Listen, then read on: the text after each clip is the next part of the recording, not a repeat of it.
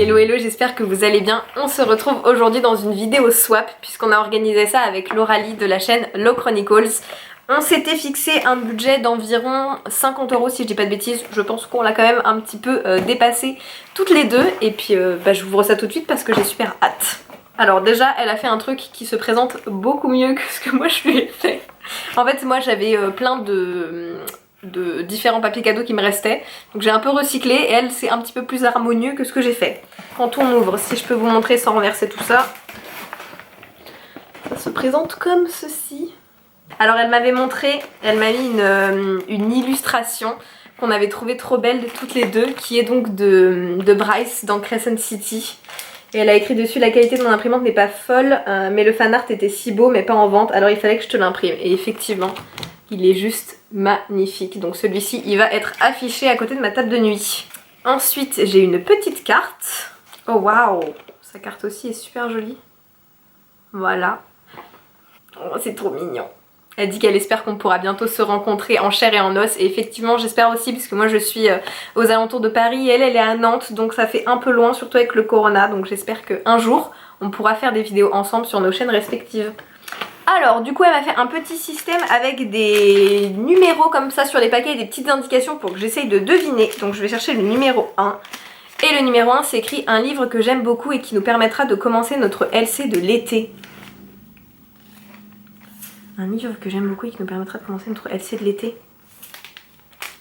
Qu'est-ce que c'est? Oh, je vais être nulle mais j'ai aucune idée.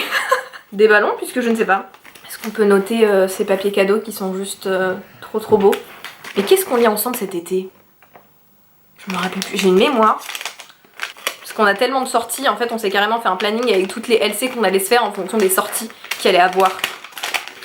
Oh, mais oui, on va lire ensemble Le Seigneur des Anneaux.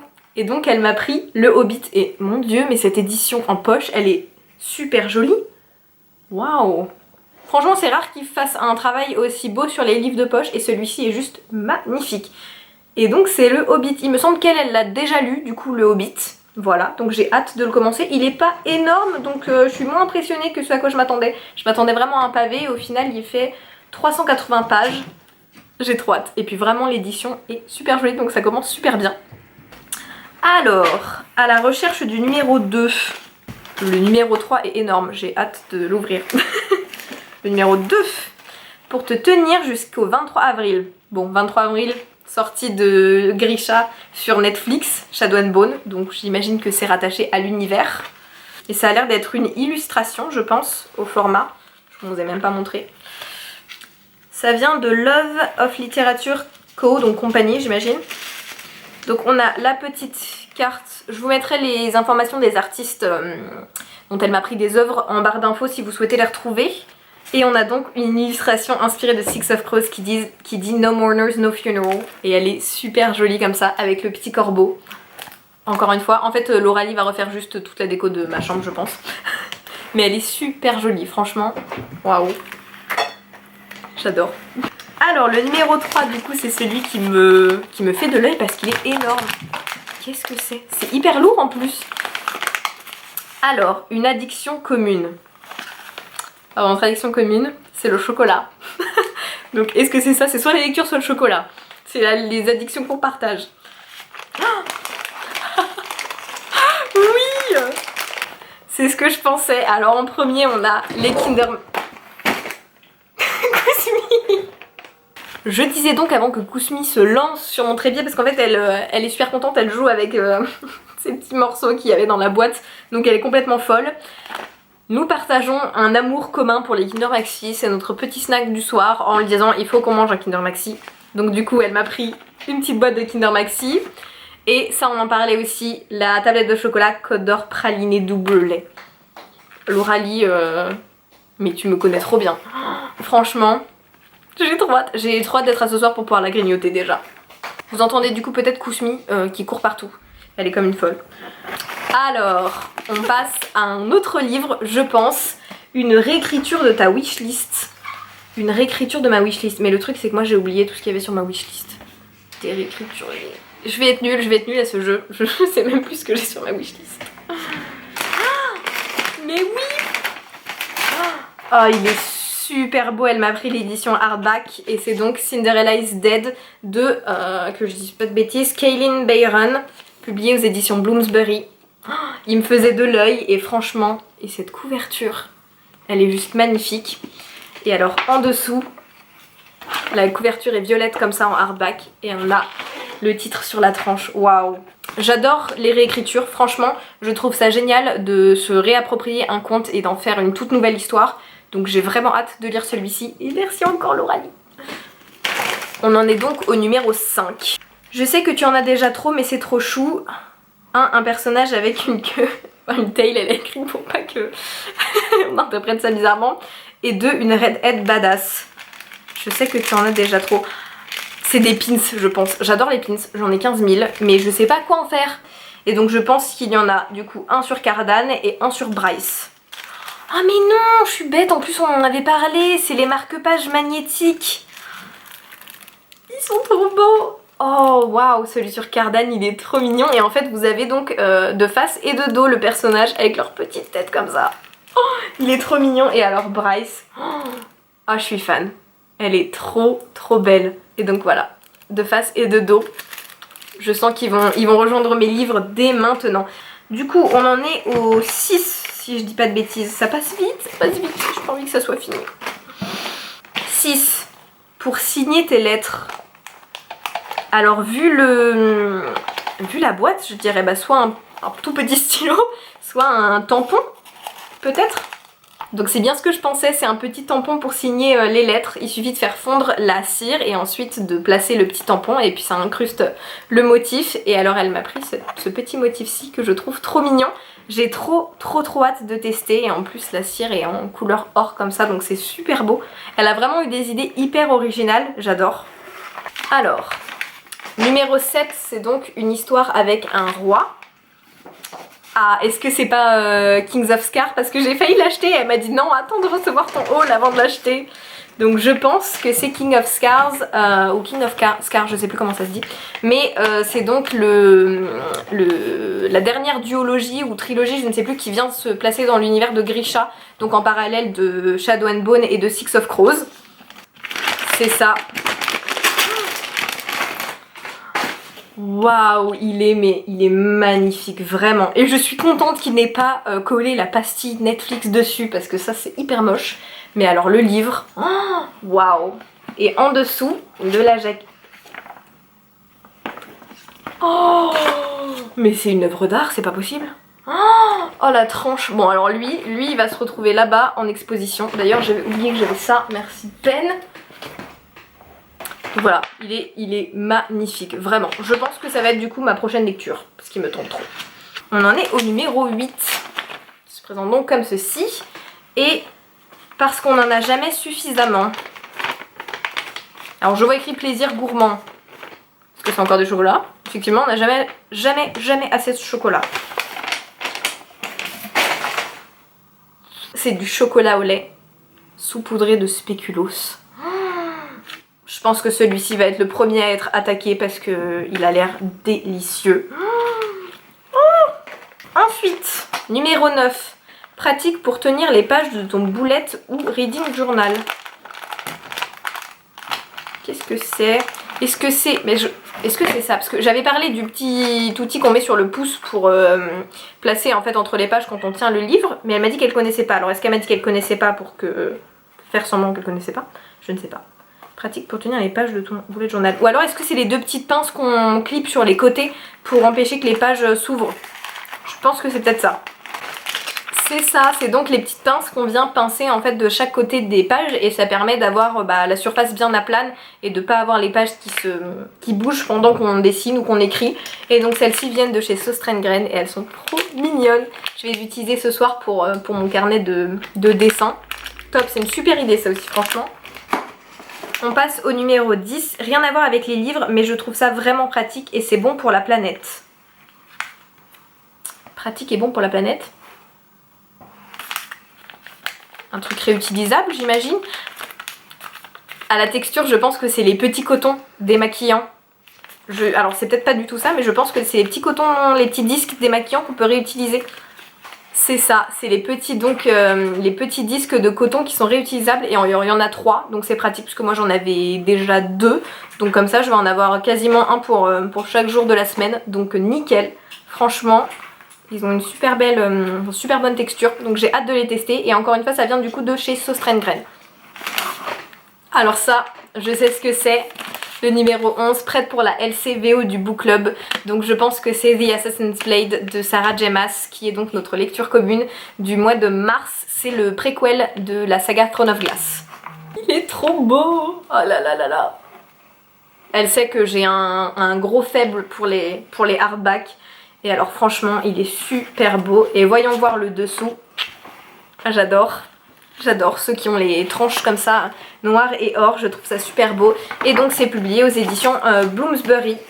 Et puis bah du coup un avis arrivera très très vite sur la page de notre book club. Book club c'est A Court of Readers, je vous mettrai encore une fois le lien en barre d'infos puisque c'est notre lecture VO. On est déjà au numéro 12, le dernier. Donc c'est pour finir en beauté une saga que tu adores. Alors une saga que j'adore, j'en ai plein. J'adore ACOTAR, donc je pense que c'est ACOTAR parce que c'est celle que j'aime le plus, mais j'adore aussi The Raven Boys, j'aime Throne of Glass, enfin bref j'adore énormément de sagas, mais je pense que c'est ACOTAR. Il est trop beau. Je l'avais enregistré quand je l'ai vu passer sur Instagram et donc bah, j'avais faux, c'est Crescent City, mais j'adore aussi Crescent City qui est juste ici. D'ailleurs on s'est prévu une LC encore une fois pour le tome 2 qui sort en septembre ou en mai ou en juin, je sais plus. Et alors vraiment l'illustration est trop belle, donc on a Bryce et Hunt et franchement Bryce c'est un de mes personnages préférés créé par Sarah J. Maas avec Nesta et Keleana. Bon moi je dis Keleana parce que j'ai lu les premiers tomes en français, mais Célina si vous le lisez en VO, et franchement magnifique. C'est déjà la fin, c'est passé tellement vite. Bah encore merci à Lauralie pour ce swap concocté avec beaucoup d'amour et de créativité. Franchement bah, j'ai été super surprise. Elle a aussi trouvé pas mal d'items hyper originaux, donc j'ai été très très surprise. Et puis il y a beaucoup de livres que j'ai hâte de lire, donc vous retrouverez je pense les avis sur mon compte Instagram d'ici 2 semaines à peu près, puisque je pense que je vais directement enchaîner avec King of Scars. Et puis vous pouvez retrouver son unboxing de mon swap sur sa chaîne, je vous mettrai pareil en barre d'infos. Alors j'avais pas prévu de vous faire un unboxing pour la Fairy Loot puisque j'avais demandé si vous préfériez le voir sur Instagram en Reels ou plutôt sur YouTube, et ça avait été en majorité en Reels, donc je pense que je vais faire les deux, mais j'avoue que je l'ai déjà déballé et j'ai trouvé le contenu incroyable, donc je me suis dit qu'il fallait que je vous montre ça plus en détail que juste en Reels parce qu'on est limité à 30 secondes, donc je vais faire les deux mais j'ai pas pu m'empêcher. Je la trouve géniale cette box du moins. Et je pense qu'avec celle-ci, on va pas se mentir, Fairy Loot pour moi dépasse Illumicrate en termes de contenu et de rapport qualité-prix. C'est beaucoup plus original, je trouve, les items qu'ils mettent dedans, et la qualité est bien meilleure. Après Illumicrate reste une box très rentable, mais j'avoue qu'on sent que Fairy Loot ils vont chercher des idées vraiment originales et qui font un sacré travail sur le contenu des box. Et donc le thème du mois de février c'était What the Future Holds. Voilà, donc ça c'est la petite carte de spoiler. Donc bien évidemment du coup comme je vous l'ai dit, j'ai déjà vu ce qu'il y avait dedans. Alors en premier, quand on ouvre le swap, on a une bougie inspirée des chroniques lunaires, enfin du personnage de Iko dans les chroniques lunaires. La bougie est hyper belle. Mais alors l'odeur par contre... Ça sent un peu trop les agrumes pour moi, donc je pense qu'elle ira dans ma salle de bain puisque c'est un mélange de cranberry, pêche, citron, vanille. Donc elle sent bon mais c'est quand même très écœurant, donc je la mettrai pas dans ma chambre et plutôt dans la salle de bain. Mais en tout cas elle est super jolie bleue comme ça, j'adore. Après dans la petite boîte comme ça, on a à l'intérieur une petite guirlande de lune comme ça. Pourquoi pas la mettre du coup sur ma bibliothèque, je me suis dit. Mais elle est hyper jolie et encore une fois ça fait vraiment qualitatif je trouve le contenu de cette box. Ensuite on a un item où là, bof bof parce que celui-ci je le trouve pas fou. Déjà, alors c'est beau hein, franchement la housse de coussin est très belle. Mais déjà la matière est hyper rêche, donc je me vois pas être confortable dessus. Et en plus j'avoue que bon, je préfère garder un design un peu plus simple pour mes coussins pour le coup, mais ça reste un item qui plaira à certains je pense. Ensuite on a comme le mois dernier 2 cartes de tarot. Cette fois-ci on a Six of Wands et Fives of Wands, et ceux-ci sont donc inspirés de l'univers de Spin the Dawn, qui est donc un retelling de Mulan, et elles sont vraiment jolies. J'ai hâte de compléter la collection. Je pense qu'en fait ils les commencent peut-être chaque nouvelle année, ils repartent de zéro, peut-être pas, je dis peut-être des bêtises. Ensuite on a l'item qui m'a le plus surpris, puisqu'en fait je pensais que c'était juste une petite boîte pour ranger ses couverts, ses baguettes, je ne sais pas. Et au poids, je me suis rendu compte que pas du tout. Déjà c'est inspiré de Warcross de Marilou. Donc la boîte est super belle, mais ce qui m'a surpris à l'intérieur, c'est la qualité des objets. Donc ça se présente comme ceci dans une petite housse déjà. Et alors tout était bien emballé dans du papier, mais en fait vous avez un set de 3 couverts comme ça, avec en plus incrusté sur les couverts des citations. Donc sur celle-ci c'est Everything is science fiction until someone makes it science fact. Sur la cuillère c'est écrit Every locked door has a key, et sur la fourchette c'est écrit Ink Badass Thoughts. Voilà. Et donc vraiment je trouve que c'est encore une fois déjà quelque chose d'original auquel on s'attend pas forcément dans une box littéraire, mais en plus c'est de la qualité, c'est-à-dire que on sent que c'est du bon matériel qui va pas s'abîmer en quelques lavages. Ensuite on part sur le petit pins du mois. Et là, bon, moi j'étais conquise rien qu'en voyant de quel livre c'était inspiré, puisque c'est inspiré de Vicious de V.E. Schwab, mon auteur préféré si vous ne le savez pas encore. Et donc sur ce petit pin c'est écrit Plenty of humans were monstrous and plenty of monsters knew how to play at being human. Et il est, voilà, vraiment super joli. S'il veut bien faire le focus, non, tant pis. Je vous mettrai en photo sur Instagram dans tous les cas. Et on passe bon, toujours à la partie la plus intéressante qui est le livre. Et j'ai un coup de cœur pour le travail qu'ils ont fait sur le livre, vraiment, je le trouve fou. Du coup, chaque mois, de ce que j'ai compris, puisque ça fait 2 mois d'affilée, on a un petit marque-page aussi en papier inspiré du thème du mois. Ensuite, on a une petite illustration avec au dos un mot de l'auteur du livre. L'illustration est vraiment magnifique. Et enfin, on passe au livre. Alors déjà, la dust jacket est super jolie, vraiment. Et donc le livre c'est This Golden Flame de Emily Victoria. Donc je ne connais pas du tout, mais j'ai lu le résumé et ça m'intrigue vraiment. Ça a l'air de se passer un petit peu dans une période romaine. Alors je sais pas si c'est remis au goût du jour ou pas, j'ai pas voulu trop me spoiler. Mais surtout le travail de l'édition en elle-même, qui se présente voilà, comme ça, avec incrusté en rose, encore une fois la même jeune femme que sur l'illustration. Ici sur la tranche, et les edges qui sont peintes comme ça en rose, je trouve ça magnifique. Et encore une fois, comme le mois dernier, en plus on a à l'intérieur de la jaquette une illustration inspirée du livre qui est encore une fois magnifique. Je trouve que pour le prix qui est de 29 livres pour toute la box, je trouve que c'est vraiment hyper rentable, et j'avoue qu'en fait quand on connaît les prix des livres en France, je trouve ça impressionnant qu'ils fournissent un travail de qualité pour des éditions spéciales, dédicacées, avec en plus des items aussi originaux à chaque fois pour si peu cher. Alors bon, moi en France, comme je me fais livrer, qu'en plus j'ai quelques frais, soit de conversion en fonction de votre box, de votre banque, soit des frais en fonction du Brexit, de petites taxes, c'est vrai que ça revient un petit peu plus cher, mais je trouve ça quand même hyper rentable. Voilà, et puis du coup je pense que je ne vais pas tarder à arrêter mon abonnement Illumicrate pour juste garder la Fairy Loot, parce que elle m'a complètement conquise. Donc si moi je devais en choisir qu'une, en tout cas je foncerais pour la Fairy Loot. Voilà, et voilà, c'est tout pour cette vidéo, j'espère que ça vous aura plu. Je vous mettrai le lien pour rejoindre Fairy Loot si ça vous intéresse. La liste d'attente est ouverte, mais du coup vous avez un petit peu d'attente avant d'avoir une place pour avoir une box. Et puis du coup je vous dis à la semaine prochaine, ciao ciao.